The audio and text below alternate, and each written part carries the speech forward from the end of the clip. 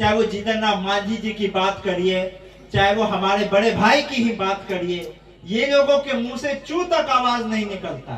Seat की लड़ाई लड़नी होती है तो एक दिन ये लोग बयान दे देता है कि ये सरकार खराब है, हम दुखी हैं इस सरकार का हिस्सा बनके।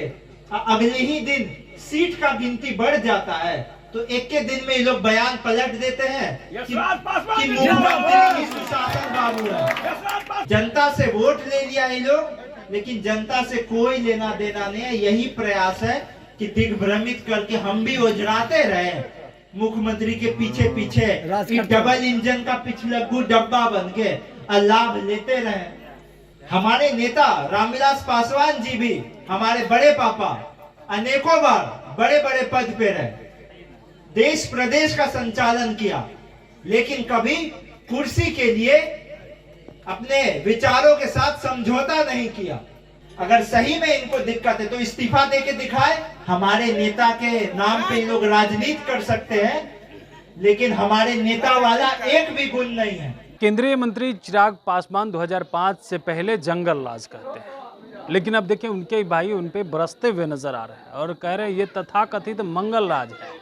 इस राज में दलित पिछड़े पे अत्याचार हो रहा है और वो चुप हैं, बस बोलते तब हैं जब उन्हें सीट बढ़वानी होती है और फिर वो अपनी ही बात को बदल लेते हैं।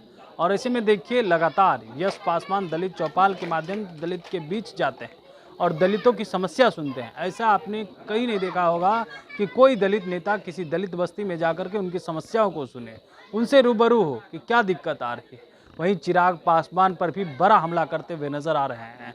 कह रहे हिम्मत है तो कुर्सी को लात मारिए, क्योंकि आपके ही समाज के लोगों के साथ अन्याय हो रहा है। और बातचीत भी कर रहे हैं क्या क्या दिक्कत आ रही है इस सरकार में, एनडीए सरकार में दलितों के साथ क्या हो रहा है, गरीब गुरबों के साथ क्या हो रहा है। तो लोगों ने भी कई तरह के आरोप जो है वो लगा दिए हैं सीधे सरकार पर। और नौकरी कैसे मिल रही है, कैसे दिया जा रहा है, गरीब को नौकरी कहाँ मिल रही है, उसके लिए पैसे लिए जा रहे हैं, क्या कुछ जो है बातचीत कर रहे हैं और क्या कुछ कह रहे हैं यशराज पासवान। तो उससे पहले आप वो सुनिए। राज्य में भी सरकार है, केंद्र में भी सरकार है, लेकिन जो मंत्री भी लोग बने हैं हमारे दलित समाज से या पिछड़ा समाज से ही, चाहे वो जीतन राम मांझी जी की बात करिए, चाहे वो हमारे बड़े भाई की ही बात करिए या किन्हीं की भी बात करिए, ये लोगों के मुंह से चू तक आवाज नहीं निकलता। लेकिन हाँ, ये लोग को सीट की लड़ाई लड़नी होती है, अपना राजनीतिक हथकंडा अपनाना होता है तो एक दिन ये लोग बयान दे देता है कि ये सरकार खराब है, हम दुखी हैं इस सरकार का हिस्सा बनके। अगले ही दिन सीट का गिनती बढ़ जाता है तो एक के दिन में ये लोग बयान पलट देते हैं कि मुख्यमंत्री सुशासन बाबू है। आप लोग सुने हैं कि नहीं इन लोग को बयान बदलते हुए? हाथ उठा के बोलिए, सब लोग बोलिए, सुने हैं कि नहीं? राजनीति में कई बार होता है कि 6 महीना साल भर में चलिए विचार बदलता है, तो जनता सुनता भी है कि अरे भाई क्या कारण है जो 1 महीना में 6-6 बार विचार बदल ले, खाली अपने लोभ लालच के लिए। ये लोग को कोई पीड़ा, कोई कुछ दिक्कत नहीं है। ये लोग का हृदय भी पता नहीं कहां चल गया है, भगवान ही मालिक है। जनता से वोट ले लिया ये लोग, लेकिन जनता से कोई लेना देना नहीं है। यही प्रयास है कि दिग्भ्रमित करके हम भी ओझराते रहे मुख्यमंत्री के पीछे पीछे, डबल इंजन का पिछलग्गू डब्बा बन के लाभ लेते रहे। और कोई ये लोग का मनसा नहीं है। लेकिन जनता भोली होती है, लेकिन जनता नासमझ नहीं होती है। हमारे नेता रामविलास पासवान जी भी, हमारे बड़े पापा, अनेकों बार बड़े बड़े पद पे रहे, देश प्रदेश का संचालन किया, लेकिन कभी कुर्सी के लिए अपने विचारों के साथ समझौता नहीं किया।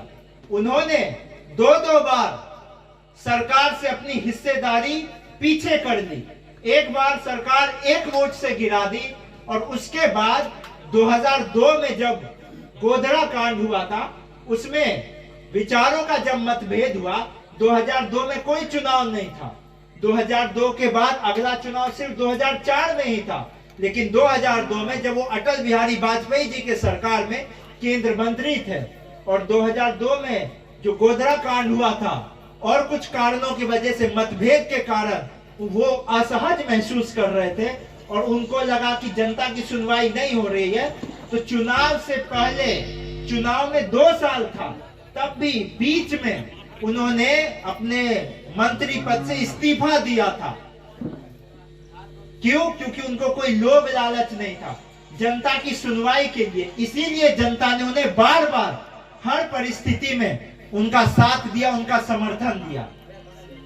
अगर इन लोगों के अंदर कलेजा है और हिम्मत है, अगर सही में इनको दिक्कत है, तो इस्तीफा देके दिखाए, हमारे नेता जैसा हृदय दिखाए कि हिम्मत है इनके पास, इनके दिल में दम है। लेकिन ये लोगों के दिल में दम नहीं है। हमारे नेता के नाम पे लोग राजनीति कर सकते हैं, लेकिन हमारे नेता वाला एक भी गुण नहीं है। चाहते तो हमारे नेता पशुपति पारस जी और प्रिंस राज जी भी, भले लोकसभा में टिकट नहीं भी मिला, लेकिन तब उनको लगा कि हम, क्योंकि सरकार में 5 साल काम किए हैं, और अगर हम तुरंत पलट जाएंगे खाली सीट के लिए, तो जनता कहेगा कि इनको काम से लेना देना नहीं है, सीट से लेना देना है। तो इसीलिए नैतिकता के नाते हमारे नेता ने पाला नहीं बदला। लेकिन जब हमारे नेता चाहते तो पाला बदल सकते थे, चाहते तो सरकार के विरोध में प्रचार कर सकते थे, लेकिन 2024 में पाला नहीं बदला। क्योंकि जब आप 5 साल किसी सरकार के साथ काम करते हैं और तुरंत पलटी खा जाइएगा, तो नेता भी, जनता भी तो कहेगा ना नेता को कि आप तो मलाई खा लिए, अब आपको सीट नहीं मिला तो आप बयानबाजी बदल लिए। लेकिन नैतिकता के नाते, क्योंकि उस विचारधारा से हम लोग आते हैं जहां से स्वर्गीय रामविलास पासवान जी ने जो लकीर खींची थी, तो इन लोगों ने अपने विचार से समझौता नहीं किया। लेकिन जब देखा कि बिहार में विधि व्यवस्था चरमराते जा रही है, चरमराते जा रही है, और मुख्यमंत्री जी को ये लोग पत्र भी लिखे, जो भी लिखे, तब कोई सुनवाई नहीं हो रही। तो जब नेता की सुनवाई नहीं हो रही, तो जनता की क्या सुनवाई होगी? तब हताश होके और मायूस होके हम लोगों ने एनडीए गठबंधन का साथ छोड़ा। कि उस गठबंधन का साथी होने का फायदा क्या है कि वो हमारी बात तो नहीं सुने, लेकिन जनता की भी बात नहीं सुने। क्योंकि आखिरकार जब हम भी जाएंगे अपने पार्टी का विचारधारा लेके, तो जनता तो प्रश्न उठाएगी ना। तो इस कारण हम लोगों ने उस गठबंधन का साथ छोड़ा। तो इसीलिए हम लोग यहाँ आए हुए हैं, कुछ अपना विचार रखने, कुछ आप लोगों से आपका विचार और आपकी समस्याएं जानने।